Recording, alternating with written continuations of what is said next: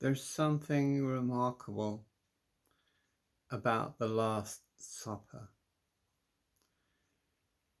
and it's to do with Jesus washing the disciples' feet. So allow me to read from the Gospel of St John chapter 13. The whole passage is verse 1 to 15. It was before the festival of the Passover, and Jesus knew that the hour had come for him to pass into this world. So hold on to that phrase.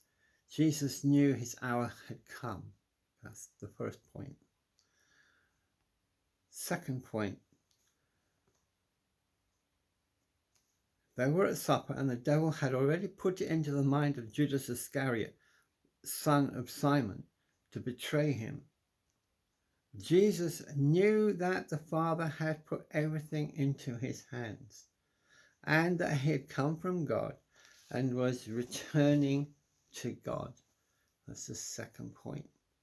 And the reason I'm sort of just dissecting this a bit is because the first thing is Jesus knew the time of his ministry.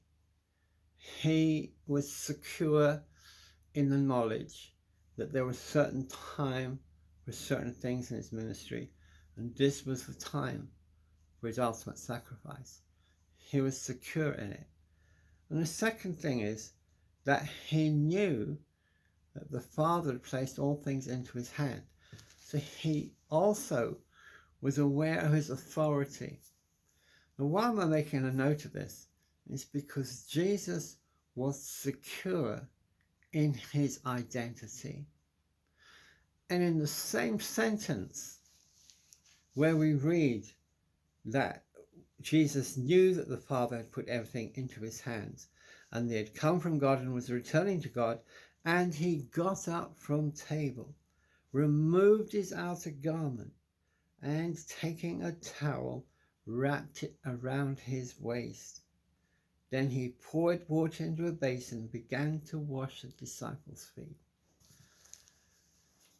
Jesus was able to humble himself because he had nothing to prove. He was secure in his relationship with the Father, and he was secure in his own identity within that relationship.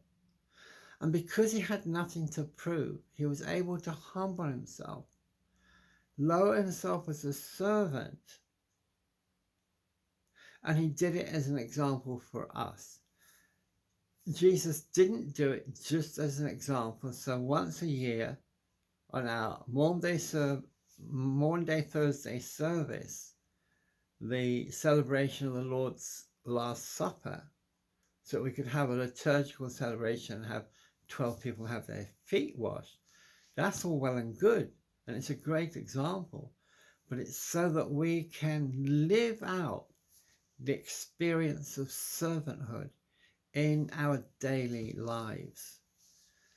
And it strikes me that we're not very good at that. I meet people on Sunday in, quote, fellowship in the church to celebrate the Lord each Sunday.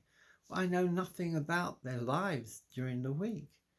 We go back to our own little front doors and close the door, and we're secure, or so we think. But fellowship is something far deeper, and Jesus is calling us to love the brethren. He's calling us to servanthood. We can't do that just on Sundays, brothers and sisters. Foundational to it is to know our identity in Christ Jesus, that we are loved by him, we're forgiven by him, we're not trying to earn salvation. It is God's free gift through his Son Jesus Christ when he hung on that awful cross of Calvary. That pain and that suffering was for you and for me. Let's embrace that this Thursday, tomorrow, moving forward to Good Friday and through to the Resurrection Sunday, Easter Sunday. God bless you. Have a blessed Easter.